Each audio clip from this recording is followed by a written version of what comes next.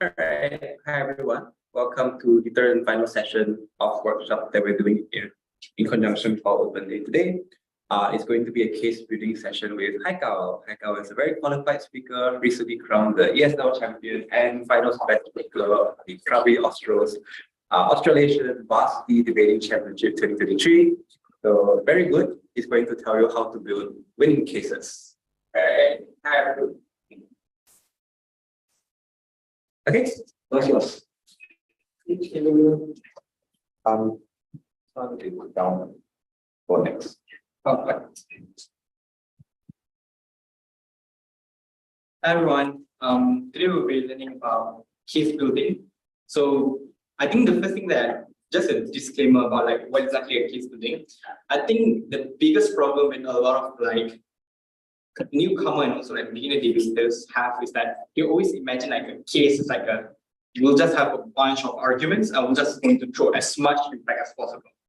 I think that's not the case. That's just like you just spitting out just impacts. A case is about like building a story where people can actually properly follow and they're able to actually have like a conclusion at the end.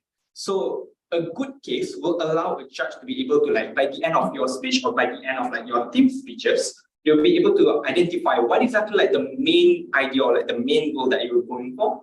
And that's how like a good case can be identified. The best example that I always use is that just imagine a case is like a novel. Like when you have a novel, like you would probably like start off like reading at the start of the novel, and then like you will understand the content of it, and then you will go until the end where there's a conclusion.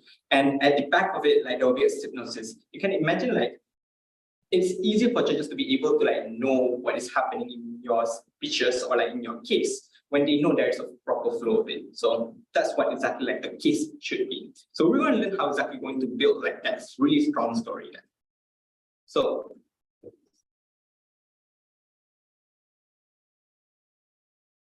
all right, so what exactly you'll be learning?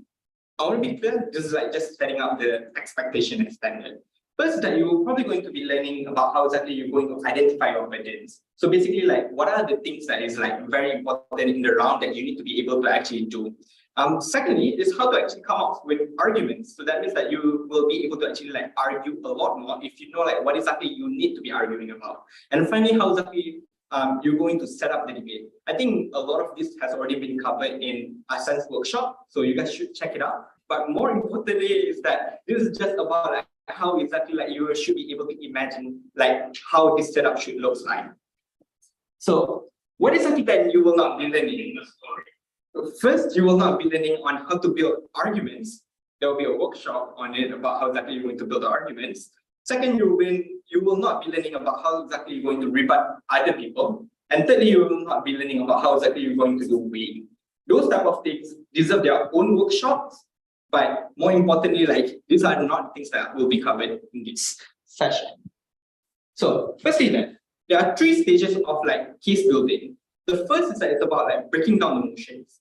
Second is about brainstorming ideas. And third is about like just writing your case. I want to point out that when it comes to like the breaking down the motion, I think this is like the most important skill for like a newcomer to a beginner debater should learn. Because like whenever like you see a motion, you don't want to like spend like solid like 5 to 10 minutes just figuring out what are your burdens, what exactly you need to do. You should be able to like at the point where you see the motion, you immediately know what exactly your burden and how exactly are you going to navigate around the debate. So that way that you will spend most of your time on brainstorming the ideas that is not related to debate. And I feel like this is also like the easiest skill for you to practice on your own because like it doesn't require a lot of like time to actually like, understand how exactly you're going to break down the motion and also explain how exactly you're going to like implement all of these things in terms of like your practice. There are two important skills that you have to actually like learn when it comes to breaking down the motion. The first is that you need to be able to identify what exactly like the motion types that you have to deal with.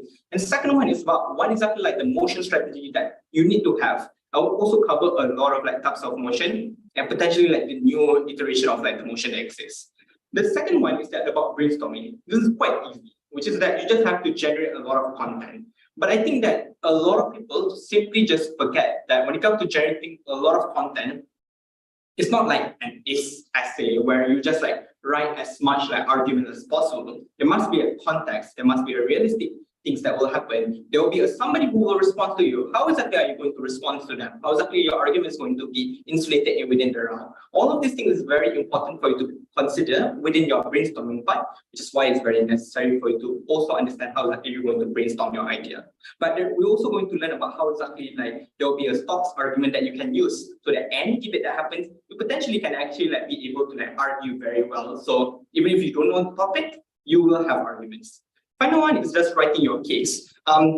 Obviously, as I already covered about first speaker and first speeches, so that I'm not going to touch on that. What I'm going to touch a bit more is about how exactly you will have a team strategy, which is about how exactly you're going to prioritize certain argument and which argument should you put in first, which argument you should put in second, and how exactly the third speaker is going to interact with the speeches itself. If you're in VP, how exactly are you going to actually be able to win from closing specifically? So there will be the three things that we'll be covering today. So firstly, on motion types. So there are three motion types. Hopefully they won't add any more in the future. So first is about the policy debate. So the first one is the policy debates, right? So in order for you to be able to identify what exactly a policy debate is, you just look at the motion, and if there's a word, this house would, or THW, that's a policy debate. If there's a motion that says this house believes that X should do Y, or the state should do Y, most likely it's a policy debate. If it's a motion about this house believes that we should implement taxation, that's most likely a policy debate. So it's basically about we need to do something. So what exactly then you need to do? First, you need to be able to create a model, because if it's a policy, you need to imagine yourself as a government or a state. Then you need to be able to explain to people how exactly are you going to implement all of these things. Second, you need to debate as a state. And I think that a lot of people need to understand what does it mean by a state. Is that it means that you have the capacity of a state. So that means that you have money, but not all governments have a lot of money. So you also have to consider how exactly are you going to implement this within a limited amount of money that you have. But more importantly, it's also about how exactly will have to behave. So that means that the state probably wants to protect their citizens, or they want to do something that is best for their country, either for national development and stuff like that. You need to assume that the state will be competent enough to do all of these things. That's how that's what I mean when it comes to debating as a state. The final one is about the principle is very necessary. Some debate you don't require principle, but I think the reasons why I would say that principle is necessary for a lot of policy debates is because you as a state, what is exactly the best approach, or what is the principle that you ought to actually uphold, or what exactly you need to do as a state. And therefore principle is actually quite necessary when it comes to policy debate, because it's the argument about what exactly the principle of a state needs to do. So that's why principle is usually necessary. Asam will cover about principle arguments, so please check it out as well. Second then is about the value debate. The value debate is the typical debate. You will see a lot of this, which is this house believe that, this house prefer, this house regret, this house oppose, this house support. I just want to point out all of these things, all of these motions, they actually have different way to engage with it. But generally, there are two things that you need to do. One, you should provide comparative. So recently, there's this motion of this house believe that capitalism does more harm than goods than women. And while the motion seems very simple, which is about how exactly does capitalism does more harm than goods to women, a comparative makes the debate realistic. Because obviously, you can argue, okay, capitalism does more harm, capitalism does more benefits, but the realistic thing about debate is that we need to be able to debate in a world where this thing could potentially happen.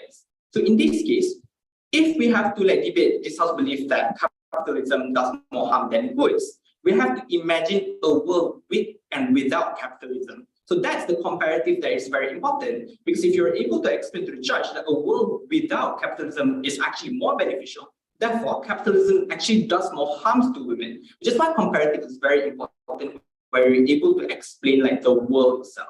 Secondly, it's about setting up the metric. The metric itself means that how exactly a judge should judge the debate. Obviously, policy debate is about judging it from the perspective of a state. But when it comes to value judgment debate, a lot of time we don't really have a simple solution of what is exactly the metric. So a metric means what exactly the standards that a judge should value this benefits or this harm. So make sure that you're able to set up those metrics properly in a value debate. We'll cover a little bit more later on about this. The third one is about actor debate. And you can see an actor debate when you see a motion that says like as X. So for example, this house as Donald Trump would do something. Or some motion will say, this house believes that it is in the interest of China to do something. So we know that it's an actor debate because it's talking about an interest of some actor. And there's some motion, while in the motion itself doesn't say the actor names, but their info site suggests that it's about an actor. So for example, some info site will say that you as a doctor who just like graduated from high school, from university, what is the career that you should actually go to? Should you work within public school, public hospital, or should you work in the private hospital? And then the motion will say this house would opt into private hospital. At that point, while the motion itself says that this house would, which is a policy debate, but because the info site already explains that you are that actor, so you have to debate as an actor, which means that it becomes an actor debate. What exactly then you need to do? Firstly, is that you need to provide no alternative. What I mean by no alternative is that unless the motion says that you should, like, for example, it's either you going into a public hospital versus private hospital, you should not add like an additional alternative of like, say, I don't know, a doctor suddenly like become engineer or work in corporate, right? Because like, it makes the debate a very messy debate. Or like in some situation where like you are trying to actually like prove like this house as Donald Trump should actually like prioritize, should not go into election, right? A lot of time the alternative is that on the side of opposition is to suggest that Donald Trump will actually go into election, but you don't want to add like something that doesn't make sense into the debate itself, because like this debate should be about should he goes into election or should he not goes into election. So like just to be clear what it means by like no alternative, there'll be some motion where like it will suggest that China, for example, like China, this house as China would implement like the two baby policy, right? So like in opposition, you cannot simply come up and counter propose that by saying that, oh, China, instead of doing that, we can just like bring more people in. This debate should focus around that idea. However, while I say that there's no alternative, you can still explain what exactly like the things that they can do in status quo. So like currently China already does a lot of other things, which means that that's like the other things that you can argue about. The next thing that you should also do is analyze the actor interest, which is like, is actually an actor one, or what exactly they should do. So like this is very important because that's how it allows like the judge to understand what exactly the actor should do. You can imagine like this interest like a principle in policy debate, because principle in policy debate suggests that state should do something like this, whereas in actor debate, it's like you are saying that an actor should behave, an actor will behave like this. Therefore, in order for us to like fulfill their requirement or like fulfill their interest, we have to do something like this. So it's important for you to explain about the actor interest. So now, what exactly like metric and interest? Metric and interest are basically like how exactly you will prove your arguments, the most important argument in a round. The best thing is that you should actually like imagine like what exactly your case is going to be, and you should build your metrics surrounding it. So if I know that in motion where this house believes that the charity organization should not take money from immoral actor, I know that opposition will argue about like money. Why exactly money is really good, why exactly money can help them a lot. So as opposition, what likely they're going to do is explain to the judge why exactly money is the most important metric, or like the ability for you to help people is the most important metric in the round. So that's how like they're able to actually like build a metric surrounding their arguments. Similarly, on government, you don't want people to take, like you don't want this charity to take money from like the immoral actor. Therefore, your argument is about like the principle of like what exactly a charity organization should do. So at that point, you need to make it into a metric. You have to explain what exactly a principle of like the metric in this round should be about the principle of like a charity organization. So you need to be able to justify it in the round as well. So you need to be able to explain to the judge. The reasons why this is the most important metric is because this is what the charity ought to do to begin with. I want to do, the problem is that a lot of people always like throw around like a lot of metrics and interest in their case. It will be like, okay, this is 3 reasons why exactly, this is our 3 metrics in the round. That's good, what you need to do is also to justify your metrics. Because if you're not able to tell me why I should believe your metrics, then it's much harder for me to like be able to justify your metrics or even feel that your metric is very persuasive to begin with. So make sure that you're able to justify it well. So next, comparative and counterfactual. This is very easy. So like whenever like you have a world, it's probably going to be a status quo, which is like what is happening right now. So for example, in a motion where like this house would implement like taxation for vacant houses, obviously the current status quo is that currently we're not taxing vacant houses. A comparative or a counterfactual is a world the opposite of like this status quo, which is that what are you going to introduce, or like you're imagining a world where like it could happen in the round. So in this debate, you are imagining a world where that taxation exists and you have to explain to judge why exactly it's better. Similarly, it's about how exactly like this house believes that capitalism does more harm than goods to women. The comparative or like the counterfactual that you have to imagine is a world where there's no capitalism that exists. So that way the judge are able to compare immediately the world without capitalism and the world with capitalism. So that way it's much easier for the judge to be able to like see why exactly that's a preferable world. So that would be a much more realistic way to actually engage in debate, because it allows you to ground debate into reality rather than just saying capitalism is good because it gives you money, or capitalism is bad because like you have to outcompete everyone. So it doesn't feel realistic enough in the debate. So that's what we call like la la land or debate la la land. So how then you build a model or counter model? I want to point out is that when it comes to like government, you can have a model. Opposition can also counter-propose themselves, especially in a policy debate. And the reason is because they could also suggest a better way to resolve this problem. So if government says that we're going to introduce, for example, a cap for wealth, opposition can introduce progressive taxation. But I just want to note that a lot of like the idea that you're probably going to counter-propose or counter-model, it will be much beneficial for you to just use like the current system that already exists. Because like that way, like you're able to actually like properly like explain to judge why exactly that's better, and it's a lot more grounded. Whereas like some people just like do crazy things. Like for example, the motion it says this house would bail out company that has been causing like bankruptcy or something like that, right? Or this house would bail out Evergrande. Opposition cannot simply come in and say like instead of bail out we're going to bail in them, which is like it's an alternative, but it's not really a realistic alternative or like a plausible alternative. So like it will be much easier for you to be able to argue like why exactly like you need to use that other alternative that is like much more grounded and much easier for you to use. So now, how exactly are you going to build your model or counter model? First is that you need to have mechanism. You need to explain to the judge how exactly are you going to do it. So that means that you have to explain step by step. And you have to imagine it in a way like people will ask you, how exactly are you going to do that thing in real world? So like for example, if you're going to tax a vacant house, a simple question would probably be, how much are you going to tax? How are you going to identify what is a vacant house? Who exactly will be taxed in most of the scenario? So like all of those questions need to be answered to begin with in order for you to be able to actually like properly explain your model. Because if you're not able to actually provide this mechanism, it's much easier for the opposition to just point out like the problems with your model and just attack you on your model.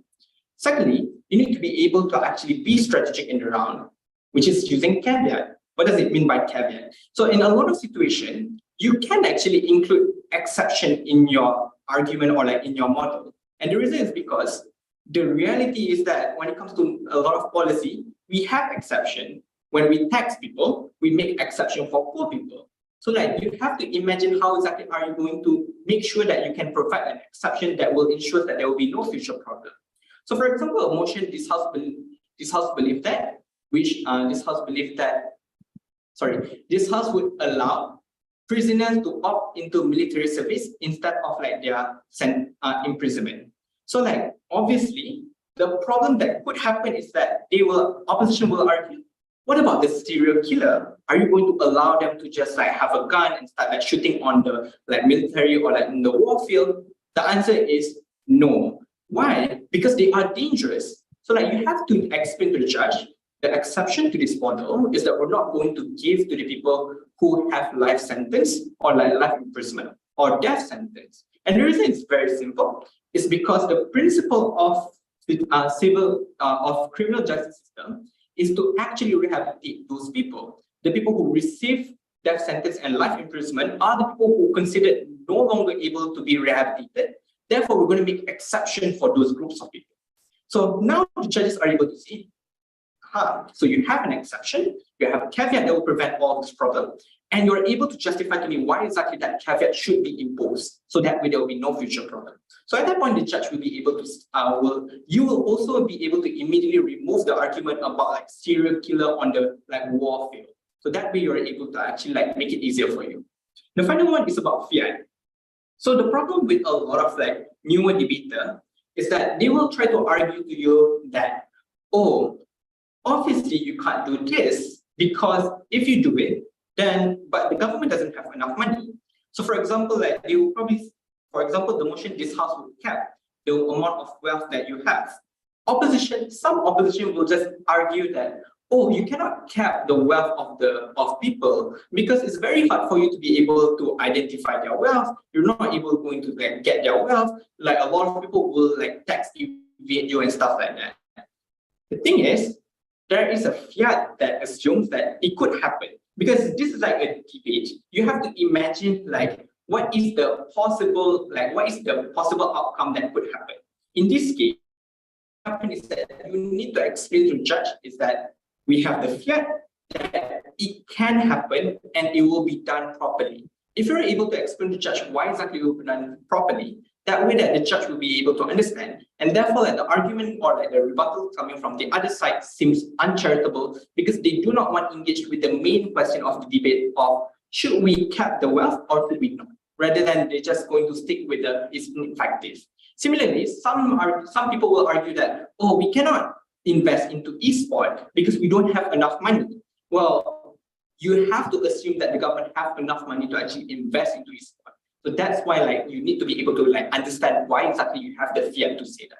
This is very important because that's how like you're able to insulate yourself from a lot of harms or responses from the other side. Now, motion strategy. This is going to be the interesting part of it. The first is this house belief that X does more harm than good. That's like the example I used earlier. Capitalism does more harm than good. I want to firstly point out is that when it comes to motion, I think we are slowly reaching a cap in terms of like what types of motion that could exist in the world. So you will realize a lot of like motion are very repetitive in nature. So like you will see like motion such as like the motion that will always be about does more harm than goods. For example, this house believe that tuition does more harm than goods. This house believe that financial aid for the poor does more harm than goods. This house believe that investment into e-sport does more harm than goods. So a lot of like motion like that are just repetitive. So it will be very useful for you to be able to identify the problems. So what exactly your burden then in this debate? It's just a value judgment debate. So your goal is just to prove that there is a pros and cons. But it's not just about proving pros and cons. It's also about proving why exactly the world with or without it is the more preferable. So a world where we don't invest in e-sport, is that a more preferable or a world where we invest in e-sport is more preferable? So that's how exactly you should approach into like more harm than goods debate. So make sure as well that you have a metric and you are able to justify it. So if you're able to provide that metrics, the judges are able to understand why exactly it does more harm than goods. And a good simple metrics that you can use is that how exactly it will affect people on the ground. So like for example, like motion, this house believe that we should not invest into investing into e-sport does more harm than goods. You can explain the harms of like investing into e-sport is that you are literally not having a lot of money. Okay, that's not really a strong argument. But opposition can argue instead is that if you invest into e-sport, you are able to open up a lot of like jobs for people, and therefore like it's very beneficial. The metric here is that you're able to improve the quality of life of those people. And the reason why this is the most important metric in the round is because like people's life are very important. And when it comes to investment, we need to be able to have like some form of like ROI or return of investment. And this return of investment is protecting those lives to begin with. So that's why like we're able to like, you need to be able to justify your metric. The second one is this house belief that X is Y or X cause Y. So what does that mean? So for example, the motion says that this house believes that Putin will invade Russia, will invade Ukraine, right? So this is about measuring whether or not Putin will invade Ukraine. Obviously, this debate only like applicable in 2021. So this is where like you like have to actually predict whether or not like Putin will actually invade Ukraine. Or in this case, the motion is this house believe that China will actually invade Russia, will invade Taiwan. So at that point, you need to measure whether or not China will invade Taiwan. So another example is that the motion that says this house believes that VP debating is outdated. So you are measuring whether or not like VP debating is outdated. So the goal here is to not actually prove there is a harm or benefits, because even if you prove that VP have a lot of harms, it does not mean that VP debating is outdated.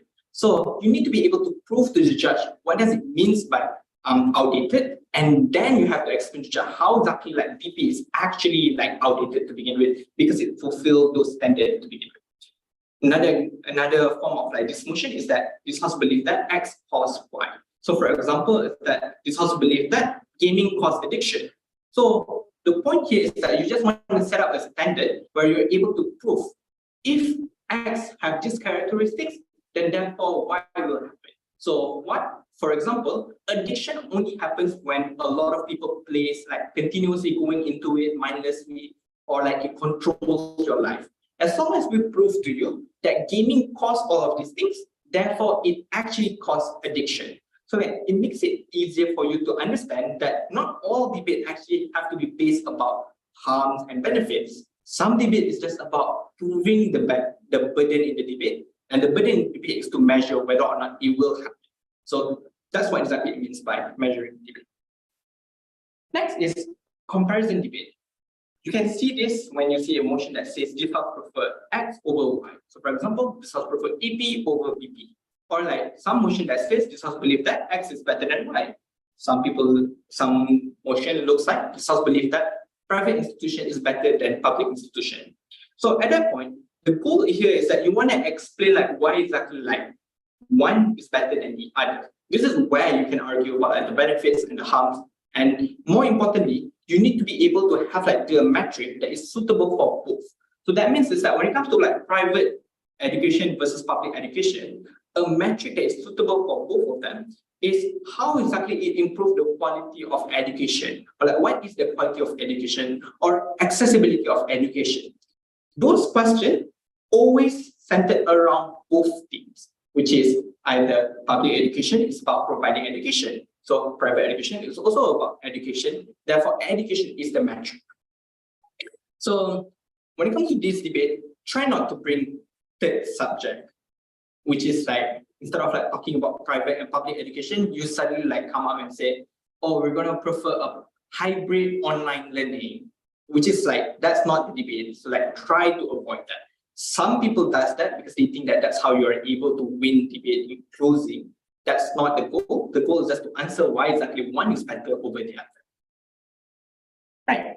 Next is reimagination debate. So like there are motions that says this house regret. So whenever there is a motion that says this house regret, you are regretting that specific things that happened. What that means is that you have to reimagine a world where that thing didn't happen. For example, this house regret the rise of TikTok. So that means that you have to imagine a world where TikTok did not exist, and how exactly like people will like live their life. Obviously, people will not go like through their phones every single day and checking like videos and stuff like that. Most likely, Instagram Reels will not exist, YouTube Short will not exist and stuff like that, because all of those things are based on TikTok. So that means that you are able to explain to the judge, we have to reimagine a world where this thing did not happen. So like you are able to explain to the judge why exactly it's better. Another example of like the reimagined motion is this house prefer a world.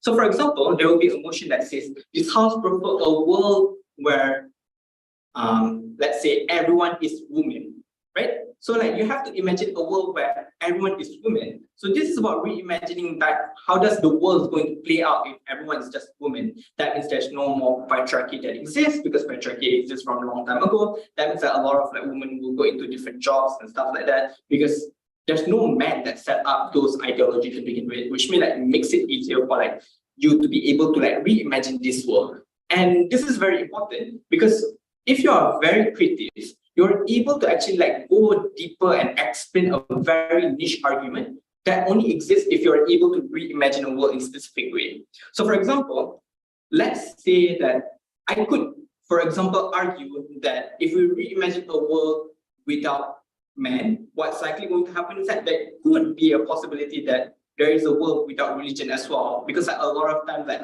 religion was created like from like man to begin with.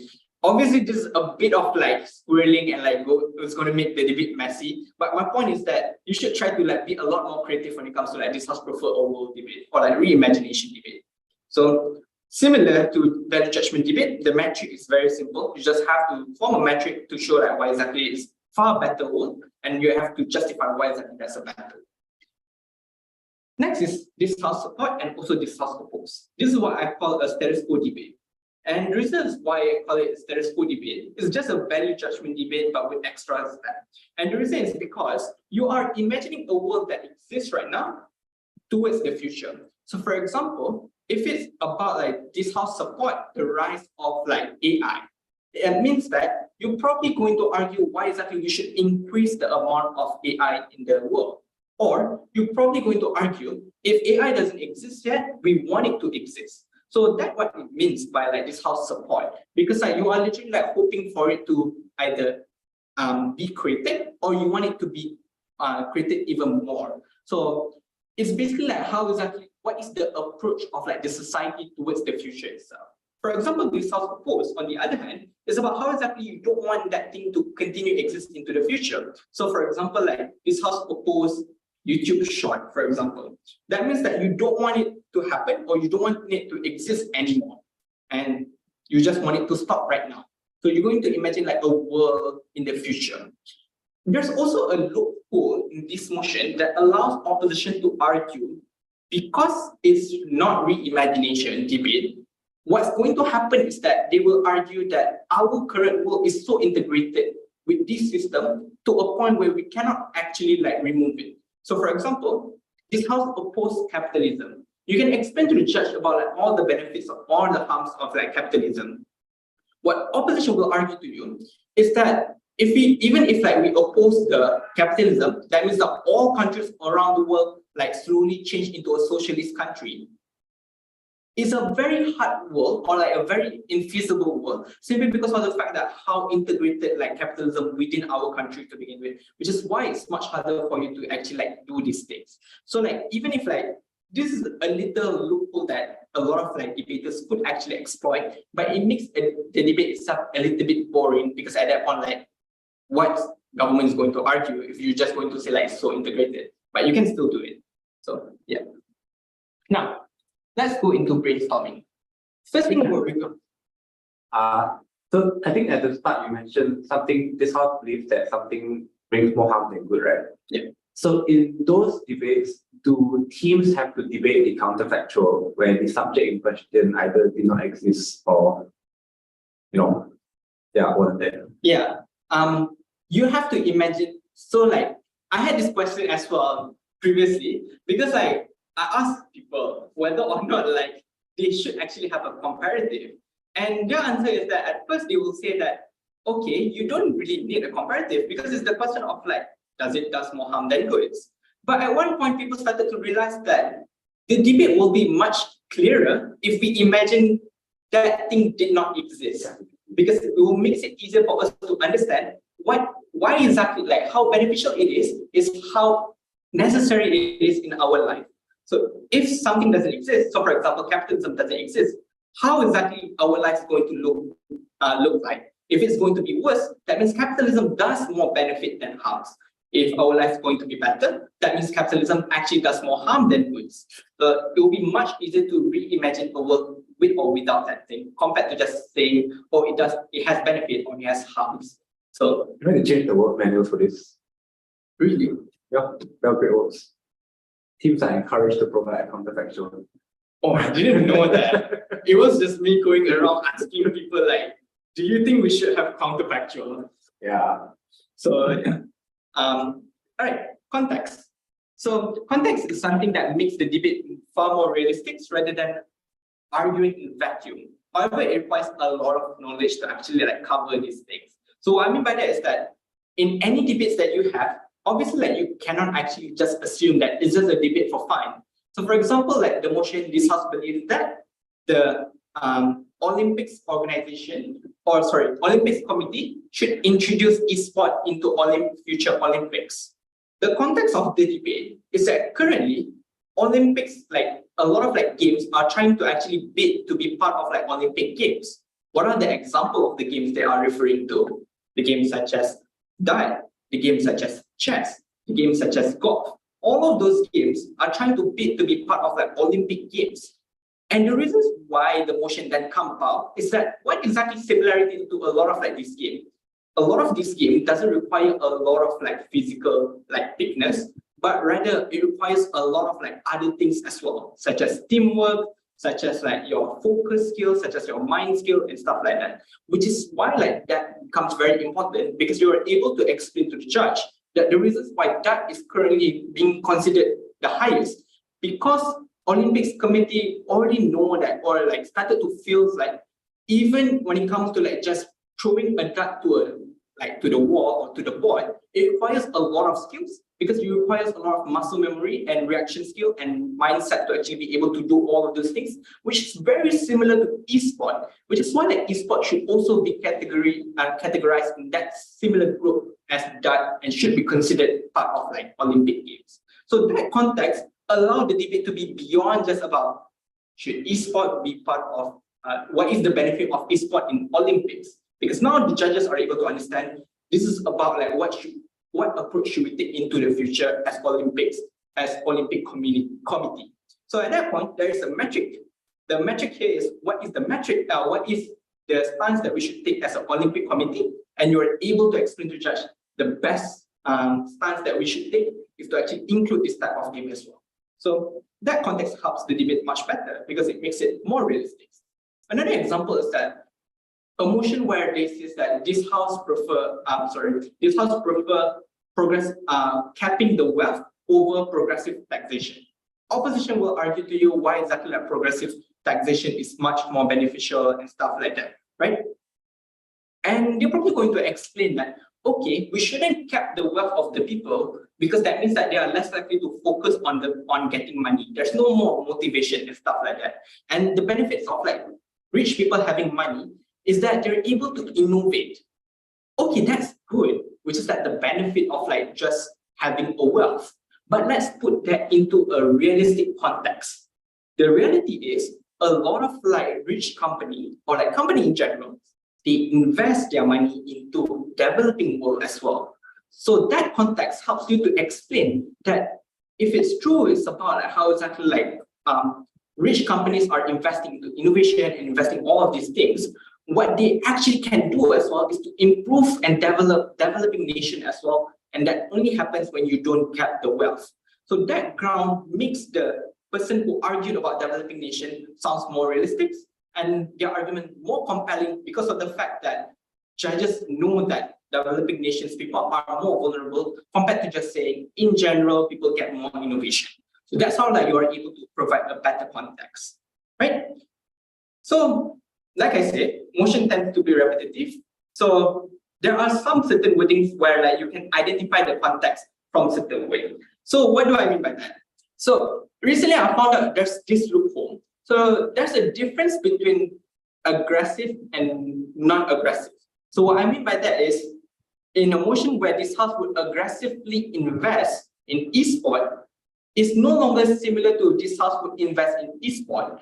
And the reason is because of the amount of money that you need to put into investing. Obviously, in this house would invest in esport, you can just argue that government will have money to actually invest in all of these things. But this house would aggressively invest in esport means that there will be a trade-off that you have to take here. Because the amount of money that you're going to put into esport, that means that you require a lot of money.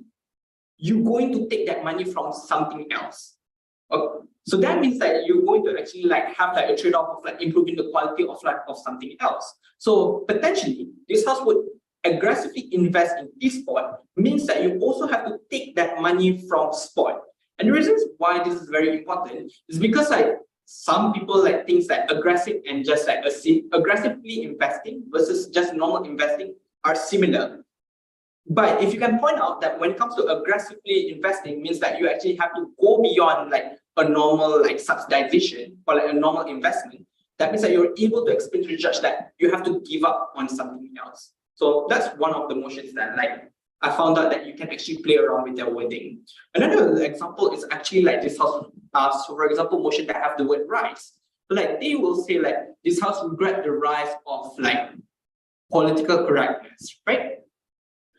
A simple strategy that a lot of people just take is to explain to the judge is that we do not regret political correctness. We regret the increase of it because this debate is about the rise of it, right? So it makes it easier for you to explain that it's not that political correctness is bad, it's that when a lot more people are keep promoting political correctness, they become like woke to a point where like they started attacking other people, that's when it becomes very harmful. So it lifts up a huge burden on your side. However, opposition also have a silver bullet against it, which is to explain that, yes, you are saying that political correctness is not really a bad thing. But the second you actually regret the rise of it, that means that a lot lesser people are going to do it to a point where no longer people are doing it. We just have to prove a world without political correctness is actually a harmful world. It's a little bit kind of like back and forth at that point because you are explaining like, will political correctness still exist if the rise doesn't exist anymore? So like you can go back and forth about it, but it's a possibility that you can do in the debate. Another words that you can also like notice in a lot of debates is about how exactly. Wait, give me a second. Okay, never mind. I'm not going to talk about it. All right, next thing then, share the debate. So obviously, you cannot just prepare your case based on like pros and cons. You have to be able to imagine like how exactly the debate will play out. So like a lot of people like will just argue that if this house believed that, okay, I keep using this example, but this house would cap the wealth of the rich people, right? Obviously, you will say that if we kept the rich people, if we kept their wealth and we're able to distribute to other people, that means that we're able to like ensure the quality of life for poor people are able to improve. That's an amazing benefit, right? However, obviously opposition will also try to prove to you that they can help poor people just without the same method. So maybe they will not use capping the wealth of the rich people. They're probably going to explain about progressive taxation and also socialism. So that means that even if you can prove to the judge that you get the benefits, you need to do a step further and explain to the judge why exactly your benefit will be the most important benefit in the round. And the best way for you to be able to do this is just to immediately think to yourself, if I argue this argument, how exactly opposition will respond to my argument? Are they going to just simply rebut my argument, or are they going to also like explain to me like how exactly they're going to get other way? They're going to use other way to get my benefits. If that's the case, then you immediately have to like think about how exactly I'm going to prove to the judge that other method is less effective compared to my method. So that's when you need to be able to explain to the judge, okay, the reasons why our method is far better is because progressive taxation have a very limited amount of money. You can only tax 10% or like 5%, sorry, like 5% of like the rich people, which doesn't account to a lot of money. If we kept their wealth, that means that we're able to take like the 100 billion USD that Jeff Bezos have or like Elon Musk have. I don't actually know their net worth, so I'm just assuming here. And you're able to distribute to a lot of people. That means that the scale of money that we have is much, much bigger. So at that point, the judge will be like, okay, they are winning on money. Because of the fact that they're able to explain, their method of getting money is far better compared to the method of getting money on the side of opposition. So that's why like you need to actually play out the debate in your head, so that way you are able to like be able to explain to the judge why exactly your argument is better. I always have like this tip where like you have to imagine what is the pathway for you to win. Because if your pathway in like your winning pathway is that you're going to prove to the judge that you get money, you have to imagine how exactly they're going to cut off your pathway. So they're probably going to explain they get more money, or like the way that you get money is not that important, or like they're probably going to explain that the way that you get money has a lot more harms that do not justify it. So at that point, you need to be able to imagine immediately your winning pathway and how exactly you're going to attack it. Immediately prepare your defenses and include that in your first speaker. Because if you're able to preempt all of those like attacks from the start, you're going to win the debate immediately. Similarly, obviously they will have their own winning pathway. What you're going to do is that you're going to cut off their winning pathway. So you have to imagine, obviously opposition will argue about why exactly that we should be allowed to actually have wealth, because wealth means that we're able to get innovation and stuff like that. You need to be able to identify how exactly are you going to mitigate these benefits and how exactly you're going to respond to it. I would probably say something along the line of like, when it comes to like innovation, it does not require, like, it's not only based on money, but rather it's about like the legacy and the fulfillment that you want to actually have. Because a lot of scientists, even though they are not rich, they still do innovation and research. And reason is because like they are interested in finding about the truth. They are interested in about like creating something that is new. They are interested in about like creating legacy. All of these things are not based on profit. Therefore, innovation is not mutually exclusive on the side of opposition. Now let's go one step further. Our innovation is far better compared to their innovation, and the reason is because their innovations are based on money. Anything that does not produce money will not be innovated, will not be prioritized. We're able to innovate to more things that like it's not based on money, which means that things such as like cancer, where like cancer research doesn't like get a lot of investment because like people don't believe that it has actual like potential of like giving a lot of money. On our side, we're going to get a lot more like support because of the fact that people no longer think of it as a research that could bring money, but just a social utility to people. So like, or like a legacy, you know, like the first person who found cure to cancer. So like at that point, you're able to prove to the judge that innovation are far better on your side. So like cut off, make sure that you'll be able to like identify their winning angle, build an argument, surround their pathway to actually win the debate. So that's how you're able to play out the shadow. You're able to play out the debate now. Right. Stocks argument. Okay. Motion tends to repeat like a lot, like extremely a lot. So like you have like arguments that you can repeatedly use again and again and again. So the goal here is that you want to learn as many arguments as possible and develop the argument based on the context. So here's where I'm going to go a little bit more into like just building like the you just open the whiteboard. It will automatically. Yeah. All right. Okay.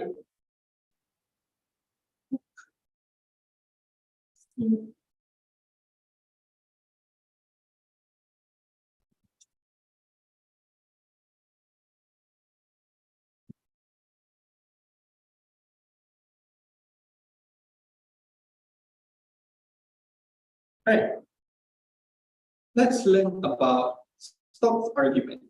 What exactly is Stokes argument? Stokes argument are arguments that like you can be used so many times.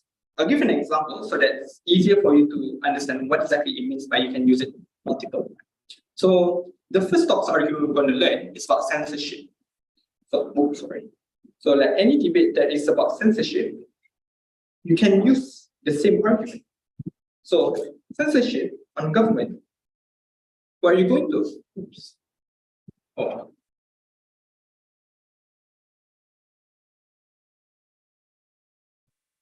That's fine. Okay. Yeah.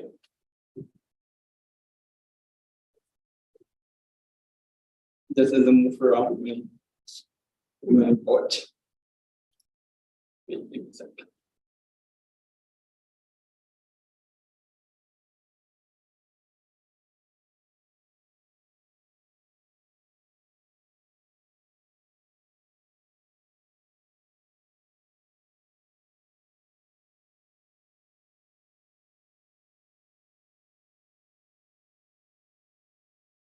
All right.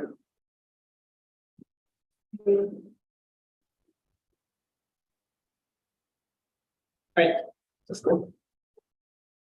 Okay.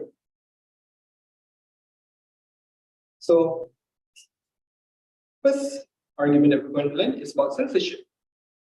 Censorship debate is very interesting. It's not really that interesting, but rather like it's just very simple. First, censorship just means that people are not allowed to talk about something. Allowed to talk. So like, if you support censorship, your argument will be about explaining why exactly we should not allow people to talk about something. And there are a lot of reasons why. It could be that one is because it can cause a lot of like harm to the people who can hear things. So for example, if you are allowed to actually like talk about like very offensive stuff, what's likely going to happen is that you're going to hurt other people or you're going to traumatize them. And that's very bad. Because like the fact that you are actually traumatizing them and you are causing all the trauma. Or two, is that you are encouraging a lot more like problems within society. So for example, like when you allow people to actually like talk whatever they want, that means that they're able to like speculate on things, they're able to like say things that they like believe, and that makes it, they cause panic in people. So like for example, like when people heard that, oh, it was the Asian who caused COVID-19, a lot of like people started attacking other Asians because they believe in that. And because of that, there was a rise of like Asian hate crime. And that's really harmful because that means that there's a lot of like, not only just like physical discrimination, but also like just a normal discrimination in general or microaggression.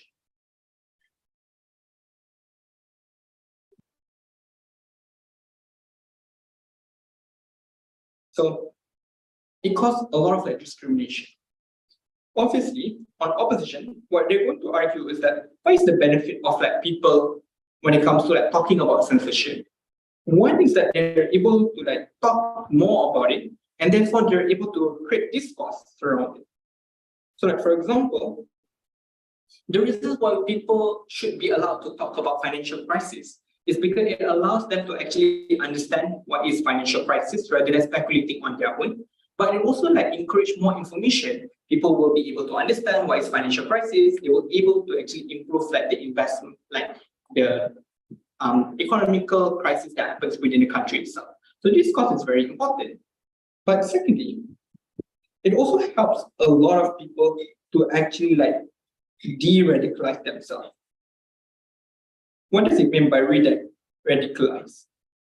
So a lot of people who are not talking about it are most likely going to speculate on their own, which means that they're going to actually like be angry. For example, like let's say there's a financial crisis that happens in 2008, right? A lot of people will blame certain groups, or a lot of people will blame other people, like the government, like certain race and stuff like that, right? So they will become radicalized simply because of the fact that they are angry with this information. So what's going to happen is that you're able to actually like reduce this problem because of like you're able to like talk to them and resolve this problem. So that shows like how exactly that you are able to actually like argue about this.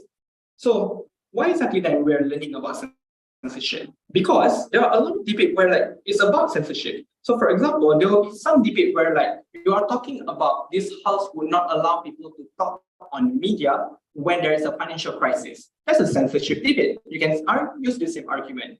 Or another example is that this house will not allow comedians to talk about offensive stuff in their comedy. That's also a censorship because you're not allowing people to talk about it, which means that you can use all of the arguments that we just talked about in that argument, in that debate as well, but you have to apply different contexts, just how like you're able to use stock argument. So in order for you to be able to actually like learn about a lot of like stock argument, you need to watch a lot of like debate video. And that's how like you're able to actually like learn a lot more about this, just how you're able to like get more arguments. So that's how like you're able to do all of things. So the final thing I just want to touch is that how exactly like are you going to write your speeches? So generally, what you want to actually write in your speeches is that first speaker, like Asan said, it's about setups, about arguments, about rebuttal. You should include that. Second speaker should also focus about like weighing and about how exactly are you going to win the debate itself and framing and the debate. So that's how you are able to actually ensure that you know what exactly you're going to talk about. So at that point, a lot of people try to always like say to the judge that, oh, the stakeholder of this debate is this. I think it's important for you to know that in order for you to like build a really good speech, it's not the same as building a good case building. You need to like watch like other people's like idea of like first speakers workshop, second speaker workshop, and third speaker workshop, where they can cover a lot of like how exactly are you going to implement all of these things. The whole goal of like this workshop is just to be able to allow you to like develop your argument a lot more. So that's how you're going to actually like improve in terms of like case building. So yeah, that's the conclusion to this workshop for today. Thank you very much. Okay. Thank you very much, Haikal, for that amazing session. We will end it here. But before we do, I just want to let you know that we will have 3 more sessions at the for our open day tomorrow. So if you weren't able to join us today, please feel free to drop by our center here at the B EduHub Education Center in TTDI. For the